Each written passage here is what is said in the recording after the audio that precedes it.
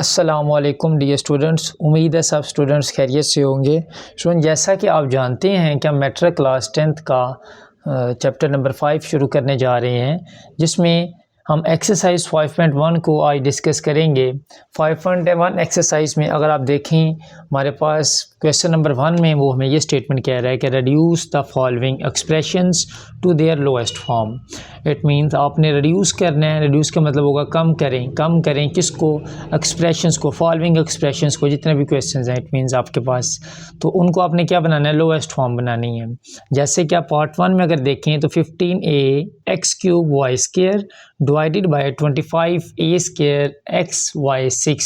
इस क्वेश्चन में देखें x की पावर न्यूमरेटर में तो 3 है और डिनोमिनेटर में पावर नहीं है तो 1 होगी। सो इट मीन्स हम कोशिश करेंगे कि x की जो लोएस्ट पावर है, लोएस्ट फॉर्म है, वो बन जाए, y की जो लोएस्ट फॉर्म है वो बन जाए और a की। इट मीन्स आप इन शॉर्ट आप समझ लें बेटा, हम सिंप्लीफाई करेंगे। तो सबसे पहले हमने जो कोफिशिएंट्स थे इनके उनको सेपरेट कर दिया 15/25 को। उसके बाद अगर आप ये साथ जो टर्म लिखी हुई है ax³ y², इसको कंपेयर करें, ये न्यूमरेटर वाली टर्म्स हैं और ये जो टर्म्स हैं ये कहाँ से आई, इसको समझने के लिए आपको ये प्रॉपर्टी सीखनी होगी। 9th क्लास में आपने सीखी थी 1/a⁻m equal to a⁻m। It means अगर डिनोमिनेटर में पावर नेगेटिव है तो वो न्यूमरेटर में जाएगी तो वो पॉजिटिव हो जाएगी। ये प्रॉपर्टी आपने सीखी थी प्रॉपर्टीज़ ऑफ एक्सपोनेंट में। तो ये उस प्रॉपर्टी को बेटा यूज़ करते हुए हमने a पावर इधर 2 थी ऊपर जाके -2, x पावर 1 थी ऊपर जाके -1, y पावर 6 थी ऊपर जाके -6। इस तरह करके हमने ये प्रॉपर्टीज़ यूज़ करके हर आप वेरिएबल्स को न्यूमरेटर में ले गए, ऑल वेरिएबल्स को न्यूमरेटर में ले गए। इसके बाद अगर आप गौर करें तो अब हमें a ये भी है और एक a ये भी है, इन दोनों a को हमने इकट्ठा कर लिया। इट मीन्स ये सारे मल्टीप्लिकेशन की फॉर्म में है, तो रीअरेंज किया जस्ट इनको, x वाली टर्म को x वाली के साथ, y वाली को y वाली के साथ।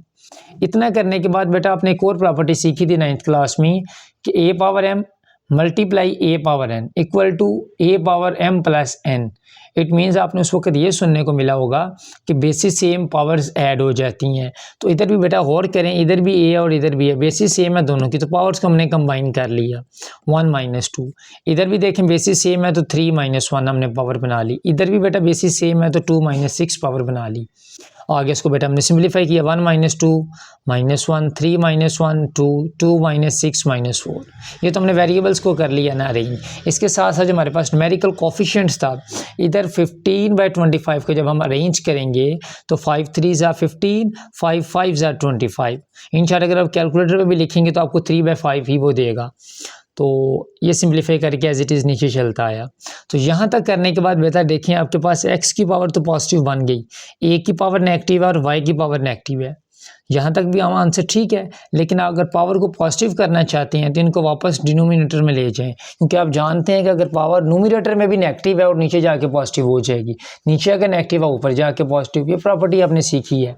तो a को हमने नीचे ले गए 5 के साथ। तो आप गौर करें तो ये आपके पास बन गया 3x² 5ay4, ये नीचे हम नीचे ले गए ताकि पावर पॉजिटिव हो जाए। तो ये था बेटा इसका पार्ट 1। चलते हैं पार्ट नंबर 2 की तरफ। पार्ट नंबर 2 में अगर आप देखें तो वो 38k² p³ m4 divided by 57k³ pm²। इधर भी बेटा एज इट इज़ वही रूल लगाएंगे हम। तो अगर आप गौर करें तो नोमिनेटर में ये सारी टर्म्स हैं, 38/57 कोफिशिएंट्स था वो हमने एज इट इज़ रखा। उसके बाद न्यूमरेटर में जो वेरिएबल्स है वो भी एज इट इज़, और ये जो वेरिएबल हैं ये डिनोमिनेटर वाले हैं। ठीक है, ये आप गौर करें, ये सारे डिनोमिनेटर्स के हैं। तो हमने प्रॉपर्टी जस्ट वही यूज़ की जो हमने ऊपर पढ़ी है, पावर नेगेटिव है तो ऊपर जाके पॉजिटिव। तो उस प्रॉपर्टी को बेटा यूज़ करते हुए हमने क्या किया, k³ है ऊपर जाके k - 3, p पावर कुछ भी नहीं है तो 1 होगी, ऊपर जाके बेटा -1, m2 है ऊपर जाके m - 2। उसके बाद एक ये k है एक ये k है, दोनों k को कंबाइन कर लिया, p है दोनों p को कंबाइन कर लिया। ठीक है, और m4 है और m - 2, इन दोनों को बेटा कंबाइन किया। मीन्स आपने यही प्रॉपर्टी लगाई, बेसिस सेम पावर्स ऐड हो जाती हैं। तो इस प्रॉपर्टी के तहत अगर आप देखें इन दोनों को बेटा आप कैंसिलेशन की कैलकुलेटर पे भी कर सकते हैं, वो 2/3 आपको देगा। अब ये देखें 2 माइनस 3 बेटा -1, 3 माइनस 2, 3 माइनस 1 इज़ 2 और 4 माइनस 2 इज़ 2। ये बेटा आपके पास हमने जस्ट सिंप्लीफाई किया। और इसके बाद अगर और करें तो सिर्फ k की पावर नेगेटिव है, p भी पॉजिटिव है, m भी पॉजिटिव है, तो इस k को नीचे ले जाएंगे तो k पॉजिटिव हो जाएगा। तो ये बेटा आपका इधर फाइनल आंसर होगा इसका। बेटा अगर आप पार्ट 3 की तरफ अगर मूव करते हैं तो पार्ट 3 में अगर आप देखें तो m n4 p cube n square m square n cube n p4, यहाँ पे गौर करें तो आपके पास न्यूमेरिकल कोफिशिएंट्स नहीं है, तो डायरेक्ट हम वो प्रॉपर्टी लगाएंगे, पावर अगर नीचे पॉजिटिव है तो ऊपर जाके नेगेटिव, तो वो प्रॉपर्टी यूज़ करके हम डिनोमिनेटर वाली टर्म्स को न्यूमरेटर में ले गए सारे। इधर पावर 2 था, इधर -2 हो गया ऊपर जाके। इधर अगर देखें पावर 3 है तो ऊपर जाके -3, p4 है तो p -4। ठीक है बेटा, उसके बाद हमने कंबाइन कर लिया दोनों m वाली टर्म्स को, ये देखें। उसके बाद n वाली टर्म्स को कंबाइन कर लिया, p वाली टर्म्स को कंबाइन कर लिया, q वाली टर्म इधर ही है, इधर तो नहीं है, तो q एज इट इज़ बेटा रह गया। अब बेटा उसी तरह बेसिस सेम पावर z वाली या प्रॉपर्टी लगाएंगे। ठीक है, इधर पावर कुछ नहीं है बेटा, 1 होगी तो 1 माइनस 2, 4 माइनस 3, इधर कुछ नहीं है तो 1, 1 माइनस 4, q बेटा एज इट इज़। आगे इधर गौर करें, 1 माइनस 2 -1, 4 माइनस 3 इज़ 1 और ये -3 क्यू एज इट इज़। यहाँ तक भी क्वेश्चन कंप्लीट है, लेकिन पावर को पॉजिटिव करने के लिए हम m को नीचे ले जाएंगे और p को नीचे ले जाएंगे, इट मीन नीचे आके पावर पॉजिटिव हो जाएंगी। तो ये देखें यहाँ पे आपके पास पावर पॉजिटिव हो गई। तो ये था बेटा आपका पार्ट नंबर 3। तो आपने जस्ट वो दो प्रॉपर्टीज़ याद रखनी है कि नीचे पावर नेगेटिव है, ऊपर पॉजिटिव, अगर ऊपर पॉजिटिव है तो नीचे नेगेटिव। तो इस तरह करके ना एक ये प्रॉपर्टी है, दूसरी बेटा बेसिस सेम पावर जेड वाली अगर आप कर लेते हैं तो ये आपका क्लियर हो जाएगा। तो आप मूव करते हैं बेटा पार्ट नंबर 4 की तरफ। तो बेटा अगर पार्ट नंबर 4 में अगर आप देखें तो आपके पास क्वेश्चन है 3ab divided by 15a square b square c। तो यहाँ पे बेटा उसी तरह हम पार्ट 1 की तरह न्यूमेरिकल कोफिशिएंट जो 3/15 है उसको एज इट इज़ किया। ए बी न्यूमिनेटर में था बेटा एज इट इज़, डिनोमिनेटर को न्यूमिनेटर में लेके जाएंगे तो a पावर 2 है ऊपर जाके -2, b पावर 2 है ऊपर जाके -2, c पावर कुछ नहीं है 1 होगी ऊपर जाके -1। उसके बाद बेटा हमने a को a वाली के साथ इकट्ठा करके लिख लिया, रीअरेंज किया। ठीक है, साथ ही वो प्रॉपर्टी लगा ली बेसिस सेम पावर से ऐड। इसी तरह b वालों को बेटा हमने प्रॉपर्टी लगाई, इधर पावर कुछ नहीं है तो 1, तो 1 -2 property basis same power z वाली। तो c बेटा इधर ही था वो एज इट इज़। अब इनको सिंप्लीफाई किया, 1 - 2 इज़ -1, 1 - 2 इज़ -1 एंड c -1। तीनों देखें बेटा पावर्स नेगेटिव हैं, मैंने कहा था पावर पॉजिटिव करनी होगी, तो इनको डिनोमिनेटर में लेके तो ये पावर पॉजिटिव होगी। तो यहाँ पे बेटा ये आपका आंसर होगा। ठीक है, ये आपका बेटा पार्ट नंबर 4 था। पार्ट नंबर 5 की तरफ अगर मूव करें तो उसमें हमारे पास आ जाते हैं 46l³ m4 and n5 divided by 69l² m3 n4। अब इसमें भी बेटा गौर करें, न्यूमेरिकल के जो कोफिशिएंट्स हैं वो 46/69 है, इनको बेटा एज इट इज़ आपने नीचे उतारा। ठीक है, और नोमिनेटर वाली टर्म्स तीनों एज इट इज़। ठीक है, टर्म्स मतलब टर्म एक ही है लेकिन हमारे पास जो वेरिएबल्स हैं वो 3 हैं, वो एज इट इज़ रहे। अगर डिनोमिनेटर में बेटा गौर करें तो l² ऊपर जाके l -2 हो गया, m बेटा क्यूब था ऊपर जाके -3, n4 था ऊपर जाके -4। तो ये प्रॉपर्टी बेटा आपने वही लगाई, नीचे पावर नेगेटिव तो ऊपर पॉजिटिव, अगर नीचे पॉजिटिव है तो ऊपर जाके नेगेटिव, उस प्रॉपर्टी के तहत आपने इसको सॉल्व किया। उसके बाद बेटा आपने l वाली को l वाली के साथ कंबाइन कर लिया, साथ ही बेसिस सेम पावर जेड वाला रूल। इधर 3 थी बेटा, इधर -2 थी तो 3 -2 बन गया। m की बेटा इधर 4 थी, इधर -3 थी तो 4 -3, n बेटा 5 था इधर पावर में और इधर पावर में -4 था तो 5 -4 बेटा बन गया। आगे ये 46/69 को बेटा कैंसिलेशन करेंगे, कैलकुलेटर पे डालेंगे तो आपके पास 2/3 आ जाएगा। तो 3 - 2 इज़ 1, 4 - 3 इज़ 1, 5 - 4 इज़ 1। तो ये बेटा आपका फाइनल आंसर है, क्योंकि ऑलरेडी पावर पॉजिटिव है तो उसको नीचे ले जाने की ज़रूरत नहीं है। तो ये पार्ट 5 था बेटा। पार्ट 6 में अगर आप गौर करें तो वो आपके पास है x - 3 डिवाइडेड बाई 3 - x। बेटा इस क्वेश्चन में अगर आप गौर करें तो हम पावर्स को या टर्म्स को ऊपर नीचे नहीं ले जा सकते, क्योंकि हमारे पास यहाँ पे अब 2 टर्म्स हैं। ठीक है, अगर यहाँ मल्टीप्लाई होता तो एज इट इज़ हम इनको कैंसिल भी कर सकते थे। बहुत सारे बच्चे गलती करते हैं तो x के साथ कैंसिल कर देते हैं, 3 को 3 के साथ। बेटा ऐसे कैंसिल नहीं होता ये। तो अगर ऐसे क्रॉस कैंसिलेशन आप कर रहे हैं तो मिड में मल्टीप्लाई का होना ज़रूरी है। अब मिड में देखें मल्टीप्लाई नहीं है तो क्रॉस कैंसिलेशन नहीं कर सकते आप। तो इसके लिए बेटा आप क्या करेंगे, फिर आप डिनोमिनेटर से माइनस को कॉमन ले लें तो आपके पास बाकी इधर क्या बचेगा। जब माइनस कॉमन लेंगे तो x नेगेटिव है वो पॉजिटिव हो गया, 3 पॉजिटिव है वो नेगेटिव हो गया। अब बेटा आप इनकी कैंसिलेशन कर सकते हैं। अब ये देखिए एक ये टर्म है और नीचे एक ये टर्म है, कैंसिल हो गई, सेम है। ठीक है, पहले सेम नहीं थी, पहले हमने सेम बनाया। 1 के साथ बेटा कैंसिल हुई तो 1/1 माइनस ये एज इट इज़, तो 1/1 1 नहीं होता बेटा, साथ माइनस हमने लगा दिया ये वाला, तो ये बेटा आपका इसका फाइनल आंसर है। पार्ट 7 की तरफ बेटा अगर आप मूव करें तो x² minus 81 divided by x plus 9। तो इस क्वेश्चन में बेटा आपने और करना है, कुछ बच्चे यहाँ से कैंसिल कर देते हैं, तो पहले भी बता चुका हूँ कि ऐसे कटिंग करने के लिए बेटा आपके पास दरमियान में मल्टीप्लाई होना चाहिए। ठीक है, अब ये 2 टर्म्स हैं, अगर एक टर्म बना के कैंसिल करते हैं तो ठीक है, वरना नहीं।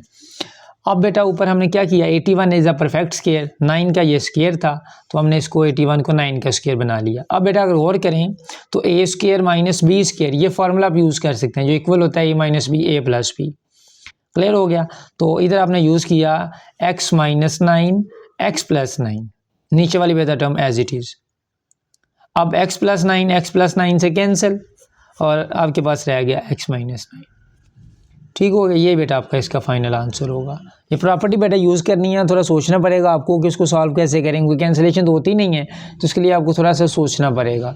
हमने न्यूमरेटर में आपके पास एक एक्सप्रेशन आ गई जो कि बाइनोमियल है, ठीक है, 2 टर्म्स वाली एक्सप्रेशन है, तो इसके लिए आप सोचेंगे कि फार्मूला कौन सा लगेगा। अगर कॉमन आ रहा है तो पहले कॉमन लेंगे, जैसे कि हमने क्वाड्रेटिक वाले चैप्टर में सीखा था फैक्टराइज करने के पॉसिबल वेज, उन्हीं की हेल्प से बेटा।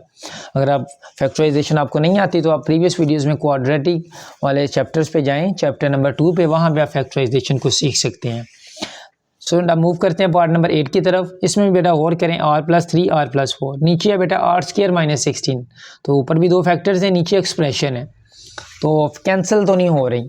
तो कैंसिल करने के लिए अगर डिनोमिनेटर को देखें तो वो क्वाड्रेटिक है, तो इसको फैक्टराइज करेंगे हम। ठीक है, तो अब देखें 16 इज़ अ परफेक्ट स्केयर, तो 16 को बेटा हमने 4 का स्केयर बना दिया। अब आप गौर करें a² माइनस b², वो फार्मूला यूज़ करेंगे और देन इसको हम कैंसिलेशन कर लेंगे न्यूमरेटर के साथ। फार्मूला बेटा हम लगाते हैं, तो अगर आप यहाँ पे गौर करें आपके पास यहाँ आ जाता है r-4 r+4, फार्मूला बेटा ओपन हमने कर लिया। अब r+4 से कैंसिल, बाकी आपके पास रिमेनिंग ये टर्म्स रह गई 2, तो यही बेटा फाइनल आंसर है। इससे मज़ीद हम सिंपलेस्ट फॉर्म नहीं बना सकते। तो ये था आपका क्वेश्चन 1। अब हम मूव करेंगे क्वेश्चन नंबर 2 की तरफ। क्वेश्चन नंबर 2 में बेटा है क्या, evaluate the following expressions for the given value of each variable. It means evaluate आपने करना है एक्सप्रेशंस को, ठीक है, और उन एक्सप्रेशंस को जो गिवन दी हुई हैं, जिनकी वैल्यू गिवन दी हुई है, उन वेरिएबल्स की जो वेरिएबल आपके पास एक्सप्रेशन में मौजूद हैं। फॉर एग्जांपल एक्सप्रेशन में x और y 2 वेरिएबल मौजूद हैं, तो यकीनन x और y की वैल्यूज़ भी दी होंगी। आपने जस्ट उन वैल्यूज़ को सब्स्टिट्यूट करना है और उनको सिंप्लीफाई करना है या एवेल्युएट करना है। इसी तरह अगर आप गौर करें तो पार्ट नंबर 1 में लिखा हुआ है 3 × r² माइनस s²। बेटा r की वैल्यू 2 है और s की वैल्यू -1 है। अब क्वेश्चन में एज इट इज़ जहाँ बेटा r होगा वहाँ r की वैल्यू, जहाँ s होगा वहाँ s की वैल्यू, ये वैल्यूज़ बेटा हम पुट कर रहे हैं। तो गौर करें आप बेटा, 2 का square 4 minus as it is -1 का स्केयर +1 होता है। कुछ बच्चे कहते हैं सर यहाँ पे माइनस माइनस प्लस हो गया। नहीं बेटा, ऐसे नहीं होगा, क्योंकि हमारे पास जो बॉडमास रूल होता है वो हमें कहता है कि ब्रैकेट के बाद आता है ऑर्डर। तो ऑर्डर में बेटा पहले स्केयर की बारी होती है, तो स्केयर को सॉल्व किया तो नेगेटिव जो है वो पॉजिटिव में चेंज हो जाएगा, जस्ट 1 रह जाएगा। इट मीन्स 4 - 1, तो 4 - 1 इज़ 3, 3 3 = 9। तो बेटा ये था आपका पार्ट 1। इसी तरह पार्ट नंबर 2 की तरफ अगर आप मूव करते हैं तो इसमें आपके पास जो एक्सप्रेशन है वो 1/2 mv²। ठीक है, इधर बेटा m की वैल्यू दी है 18.75 और v की वैल्यू दी है 5.6। जैसे पहले क्वेश्चन में हमने पार्ट 1 में देखा था, इसी के क्वेश्चन 2 के पार्ट 1 में, कि हमारे पास वो वेरिएबल्स दिए होंगे जिनकी वैल्यू भी होगी साथ। ठीक है, mv दिया था बेटा, mv की वैल्यू भी दी हुई है। आप as it is value substitute कर दें। m की वैल्यू बेटा मैंने 18.75 सब्स्टिट्यूट की यहाँ पे ये, और v की वैल्यू 5.6 थी, वो सब्स्टिट्यूट कर दी। अब बेटा 1/2 एज इट इज़, ये भी एज इट इज़। 5.6 का अगर आप स्केयर करते हैं कैलकुलेटर पे तो आपके पास आ जाता है 31.36। अब बेटा इन दोनों को मल्टीप्लाई किया तो हमारे पास आ गया 588। अब 2 के साथ जब इसकी कैंसिलेशन की या 2 के साथ डिवाइड किया तो आपके पास आ जाएगा 294 इज़ योर फाइनल आंसर। तो ये बेटा पार्ट 2 था। मूव करते हैं बेटा पार्ट नंबर 3 की तरफ।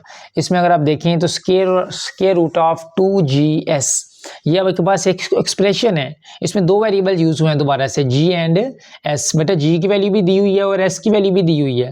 बेटा दोनों मैंने एज इट इज सब्स्टिट्यूट कर दी, जहाँ पे g था वहाँ g की, जहाँ पे s था वहाँ पे s की। अब बेटा इन तीनों को अगर आप मल्टीप्लाई करते हैं तो आपके पास आ जाता है 9321.56। अब आपने कैलकुलेटर पे इसका स्क्वायर रूट लेने हैं तो आपके पास आंसर आ जाएगा 96.6। ये बेटा पार्ट नंबर 3 था। मूव करते हैं पार्ट 4 की तरफ। पार्ट 4 में बेटा आप देखें तो 3x minus Y plus 1/z, तो ये आपके पास एक्सप्रेशन है एक और, ये z है बेटा। अब अगर देखें इसमें इफ़ x की वैल्यू -1/2, y की वैल्यू बेटा 3 और z की वैल्यू -1/3, ये तीनों वेरिएबल्स की वैल्यू दी हुई है। इस एक्सप्रेशन में 3 वेरिएबल्स हैं बेटा, 2 वेरिएबल्स हों 3 हों उसमें बिल्कुल भी इशू नहीं होना चाहिए आपको, क्योंकि हर वेरिएबल की वैल्यू दी होती है। आपने जस्ट प्लस माइनस करके सिंप्लीफाई बेटा करना होता है यहाँ पे। तो बेटा आगे गौर करें, अगर तो मैंने जस्ट x की जगह पे x की वैल्यू पुट की, y की जगह पे y की वैल्यू पुट की, z की जगह पे z की वैल्यू पुट की। आगे जस्ट हम इसको सिंप्लीफाई करेंगे तो ज़रा गौर कीजिएगा, 3 1 3 माइनस एज इट इज़ 2 नीचे एज इट इज़, ये 3 एज इट इज़। बेटा ये वाला 3 ऊपर जाके ना आपके पास 1 के साथ मल्टीप्लाई हो जाएगा, तो 3 1 3 और नीचे बेटा 1 लिखो या ना लिखो बात एक ही होती है। ठीक हो गया। अब बेटा यहाँ पे मज़ीद सिंप्लीफाई अगर हम करें तो -3/2 एज इट इज़, 3 और 3 ये 6 हो गया, क्योंकि माइनस माइनस प्लस 3 3 6 और ये माइनस एज इट इज़। अब बेटा इधर एलसीएम लेंगे, 2 इज़ द एलसीएम, ठीक है, 2 6 12, तो ये बेटा आ गया -15/2 विच इज़ इक्वल टू -7/5। बेटा ये आपके पार्ट नंबर 4 का आंसर था। तो आगे चलते हैं इसके हम पार्ट नंबर 5 की तरफ। पार्ट नंबर 5 में बेटा अगर आप और करें तो एक अनदर एक्सप्रेशन आपको दी जा रही है जिसमें लिखा हुआ है 0.1d square plus 0.01d plus 1 if d is equal to -0.2। बेटा d की वैल्यू दी हुई है, d एज अ वेरिएबल दिया हुआ है आपको, तो बेटा जहाँ d होगा वहाँ d की वैल्यू पुट की, ठीक है। अब -0.2 का स्क्वायर करें तो 0.04 आता है, ठीक हो गया। इधर बेटा plus minus minus next step में चलें कर लेंगे, इसमें सिर्फ हमने ये स्क्वायर अप्लाई किया है, एज इट इज़ बाकी टर्म्स आ गई। नेक्स्ट में अगर देखें तो 0.04 को मल्टीप्लाई किया 0.1 के साथ तो ये टर्म बन गई, प्लस माइनस माइनस इन दोनों को बेटा मल्टीप्लाई किया तो ये टर्म आ गई, 1 एज इट इज़। अब बेटा आप इसको सारे को कैलकुलेटर पे लिखेंगे तो आपके पास आ जाएगा 1.00 एंड 2। तो ये बेटा आपका फाइनल आंसर है पार्ट 5 का। बेटा मूव करेंगे पार्ट 6 की तरफ। पार्ट 6 में अगर आप देखते हैं तो आपके पास 4/7 b³ -3 whole 1/2, it is a mix fraction, b square plus b -3, ये एक एक्सप्रेशन है, b एक वेरिएबल यूज हुआ है उसकी वैल्यू बेटा दी हुई है, तो b is equal to 1/2 as it is. बेटा रिमेनिंग पार्ट्स की तरह जहाँ b की होगा वहाँ b की वैल्यू पुट कर देंगे, तो b यहाँ था उसकी पावर 1 वैल्यू 1/2 थी वो हमने पुट की, इधर b था उसकी वैल्यू पुट की, यहाँ b था उसकी वैल्यू पुट की। आगे अगर बेटा गौर करते हैं तो 4/7 एज इट इज़, 1 का क्यूब 1 होता है, 2 का क्यूब बेटा 8 और यहाँ पे बेटा 3 2 है 6, 1 ऐड किया तो 7/2। ये मिक्स फ्रैक्शन को इम्प्रॉपर में कन्वर्ट करने का तरीका है, तो 3 2 6, 1 ऐड किया तो वो 7 होता है, तो divided by 2 as it is. तो बेटा 1 का स्क्वायर 1, 2 का स्क्वायर 4, बाकी ये दोनों टर्म्स एज इट इज़ नीचे आ गई। नेक्स्ट बेटा अगर आप और करें तो 4 1 4, 7 8 56, ठीक है बेटा, 7 1 7, 4 2 8, बेटा ये दोनों terms again as it is. अब बेटा और करें, ये 2 एक्सप्रेशन और तीसरी 3 एक्सप्रेशन है और ये 4th भी एक्सप्रेशन माजरत के साथ इसको हम कहेंगे 3 टर्म्स हैं, और चौथी जो टर्म है हमारे पास वो एक होल नंबर है, लेकिन उसको भी हम फ्रैक्शन बना सकते हैं नीचे 1 लगा के। अब 4 फ्रैक्शन है, हम कोशिश करेंगे कि इन चारों का एलसीएम एक साथ ले लें, तो अगर डिनोमिनेटर सेम हो जाता है तो एलसीएम लेना और भी आसान है। तो डिनोमिनेटर बेटा सेम करने के लिए ये गौर करें ज़रा, मैंने इधर भी 56 बनाया, यहाँ 56 बनाया और इधर भी 56 बनाया, ठीक हो गया। यहाँ 56 बेटा कैसे बना, तो 8 को 7 के साथ मल्टीप्लाई करेंगे तो 56 बन जाएगा, तो इट मीन्स मैंने 7 के साथ डिवाइड भी किया और मल्टीप्लाई भी किया, क्योंकि मैंने इक्वेशन को बैलेंस भी करना है, एक्सप्रेशन को बैलेंस भी करना है, तो 56 यहाँ बन गया। इधर बेटा 56 बनाने के लिए मैंने इसको 28 के साथ मल्टीप्लाई किया, मल्टीप्लाई इधर डिवाइड भी किया और मल्टीप्लाई भी किया। इधर बेटा मैंने 56 के साथ डिवाइड भी किया और मल्टीप्लाई भी किया, ठीक है, तो आपके पास यहाँ पे 56 बन गया। अब देखें ज़रा चारों फ्रैक्शन की बेसिस क्या होगी सेम, तो बेटा वही आपके पास एलसीएम आ जाएगा, और ऊपर वाली सारी टर्म्स एज इट इज़ लिखी जा चुकी है। ऊपर वाली टर्म्स को प्लस माइनस किया तो -185, मज़ीद कैंसिलेशन बेटा की यहाँ डिवाइड किया तो ये मिक्स फ्रैक्शन में आपके पास आया -3 होल 17/56। बेटा ये आपका फाइनल आंसर है, ठीक है। इम्प्रॉपर फ्रैक्शन से मिक्स बनाने के लिए बेटा आप इसको डिवाइड करते हैं तो ये बन जाती है, आप एज इट इज़ कैलकुलेटर पे लिखेंगे तो आपको ये भी बता सकते हैं वो।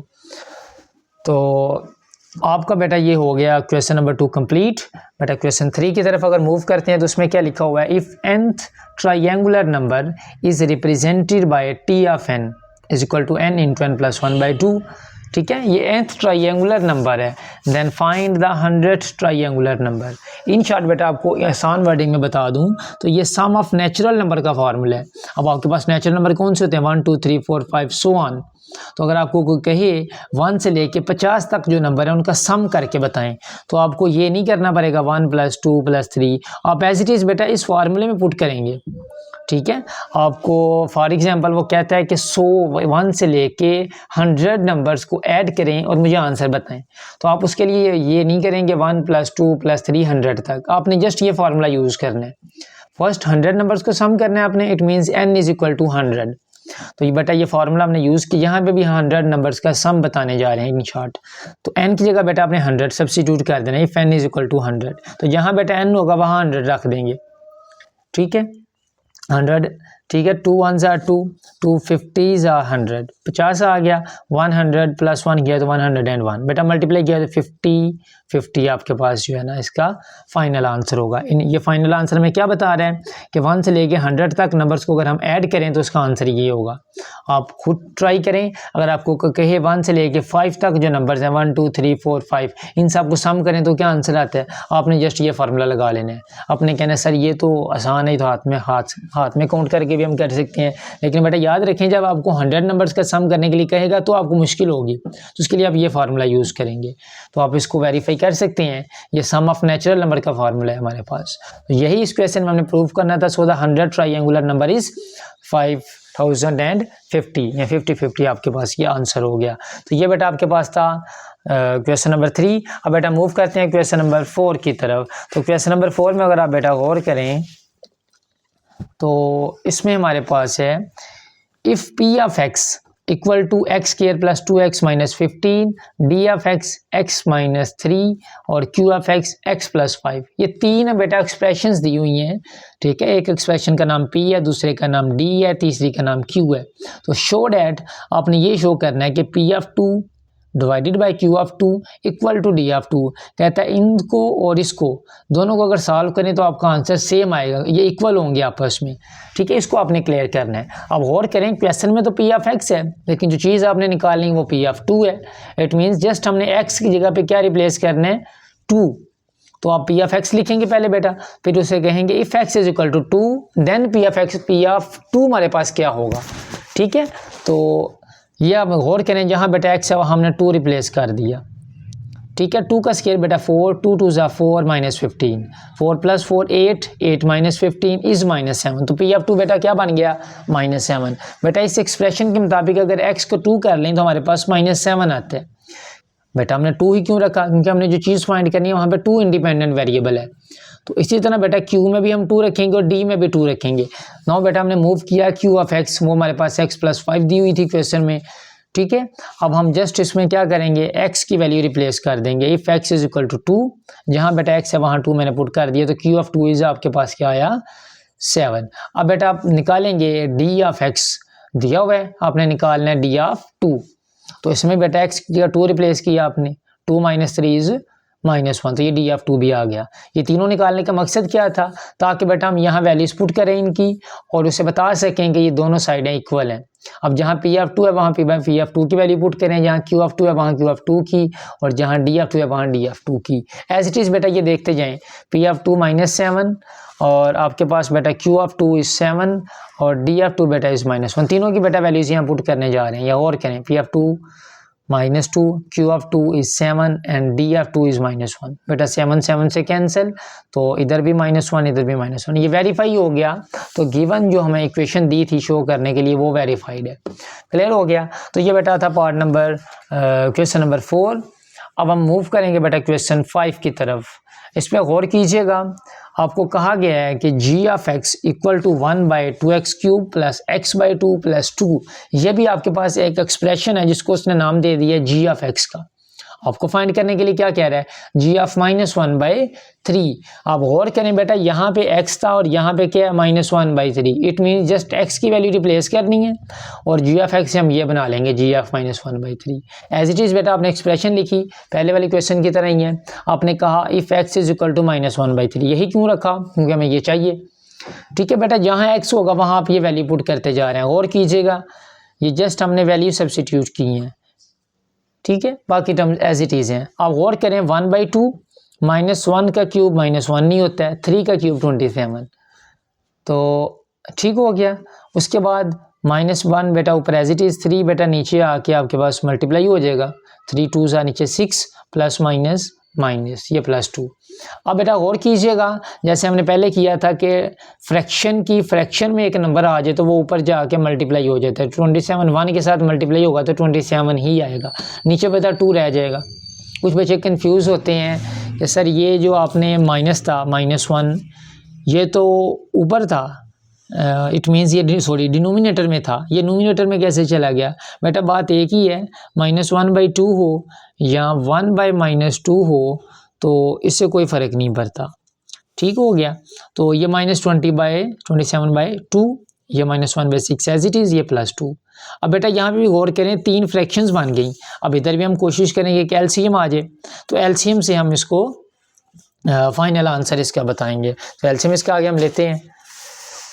तो बेटा यहाँ पे आपके पास जो इसका एलसीएम है वो आ गया 6 इज़ द एलसीएम, और नोमिनेटर में ये टर्म्स आपके पास बन गई। ठीक है, अब नोमिनेटर में इन सब को प्लस माइनस करें, या इन शॉर्ट पहले आप ये समझ लें कि 81 और 2 को सम अप किया तो हमारे पास -82 + 12, इन दोनों को मज़ीद किया तो हमारे पास -70/6। इनकी कैंसिलेशन की, 2 3 ज़ार 6, 2 35 ज़ार 70, तो ये 70, तो ये -35/3 आ गया। बेटा इनको डिवाइड किया तो हमारे पास ये मिक्स फ्रैक्शन बन गई। तो ये था बेटा आपके पास क्वेश्चन नंबर 5, जिसमें हमने जस्ट इंडिपेंडेंट वेरिएबल की वैल्यू पुट की एंड देन आपकी सिंप्लीफिकेशन थी। बेटा क्वेश्चन 6 की तरफ मूव करेंगे। इसमें अगर आप गौर करें तो कहता है the volume of a basketball, एक बास्केटबॉल है, उसका वॉल्यूम आपको दिया हुआ है। ठीक है, इज अप्रॉक्सीमेटली दिस वन, क्योंकि वॉल्यूम की बात कर रहे हैं और बास्केटबॉल स्फीयर की फॉर्म में होता है। ठीक है, उसका वॉल्यूम दे दिया गया आपको। कहता है the radius r of the ball is given by, उसी बॉल का जो रेडियस है बेटा वो ये दिया हुआ है आपके पास। क्लियर है, where v is the volume, determine the radius of the ball. कहता है v आपके पास वॉल्यूम होगा, आपने जस्ट उस बॉल का क्या फाइंड करना है, रेडियस। अब आगे गौर करें, आपके पास इस रेडियस में पाई दिया हुआ है। कहता है पाई की वैल्यू आप 22/7 रखेंगे। ठीक है, वो पाई की वैल्यू 180 डिग्री भी तो कह सकता था, लेकिन उसने ये कहा कि पाई क्या होगा, रेडियन में होगा, और ये 22/7 होता है रेडियन में। कहता है ये आप पुट करेंगे। तो बेटा गौर करें, आपने आर जो फाइंड करना है तो आर में वी और पाई यूज़ कर रहे हैं, तो बेटा वी की वैल्यू भी दी हुई है और पाई की वैल्यू भी दी है। यही दो अननोन थे ना आपके पास, दोनों की वैल्यू दी हुई है। जस्ट बेटा वैल्यू सब्स्टिट्यूट कर दें, यहाँ पे हमने आर लिखा, वी लिखा, पाई लिखा। बेटा वैल्यूज पुट की, जहाँ वी था वहाँ वी की वैल्यू, जहाँ बेटा पाई था वहाँ पाई की वैल्यू। आगे बेटा आपने सिंप्लीफाई किया, जस्ट इन दोनों को मल्टीप्लाई हम करेंगे, लेकिन उससे पहले ये फ्रैक्शन और फ्रैक्शन की फ्रैक्शन में कोई नंबर आ जाए तो वो ऊपर जाके मल्टीप्लाई हो जाता है। ठीक है, एज इट इज़ बेटा हम तीनों को मल्टीप्लाई करेंगे तो ये आ जाएगा, इन दोनों को मल्टीप्लाई किया तो ये। बेटा अब इन दोनों को डिवाइड करें तो 9261 आ जाता है, और ये बाहर क्यूब रूट को रिप्रेजेंट कर रहा है। तो 9261 का अगर क्यूब रूट लें तो बेटा आपके पास आ जाता है 21 सेंटीमीटर। तो यही बेटा रेडियस था, हम लिखेंगे so the radius of the basketball is 21 centimetre. तो ये बेटा आपका फाइनल आंसर था क्वेश्चन नंबर 6 का। तो आज की इस वीडियो में बेटा हमने 5.1 को कंप्लीट डिस्कस किया, क्वेश्चन 1 से लेके 6 तक। तो इसमें आपको मैं थोड़ा सा रिव्यू दोबारा से बता देता हूँ, इंशाअल्लाह कंक्लूजन इसका बता दूंगा। तो बेटा यहाँ पे हमने जैसा क्वेश्चन नंबर 1 में जस्ट हमने इसे रिड्यूस किया, सिंपलेस्ट फॉर्म बनाई, और रिमेनिंग जितने भी हमारे पास बेटा क्वेश्चन थे उसमें हमने इंडिपेंडेंट वेरिएबल्स की वैल्यू चेंज करते जा रहे थे जस्ट हर क्वेश्चन में। ठीक है, गिवन वेरिएबल्स जो यूज़ कर रहे हैं क्वेश्चन में उसकी वैल्यूज़ दी होती थी, हम जस्ट पुट करके बेटा उसको सिंप्लीफाई कर रहे होते हैं। तो ये बेटा ओवरव्यू था इस पूरी एक्सरसाइज का। तो यकीनन आपको ये पूरी एक्सरसाइज समझ आई होगी। तो इंशाल्लाह हम नेक्स्ट वीडियो में 5.2 को डिस्कस करेंगे। तो इसी के साथ साथ बेटा हमें इजाज़त दीजिए। अल्लाह हाफिज़।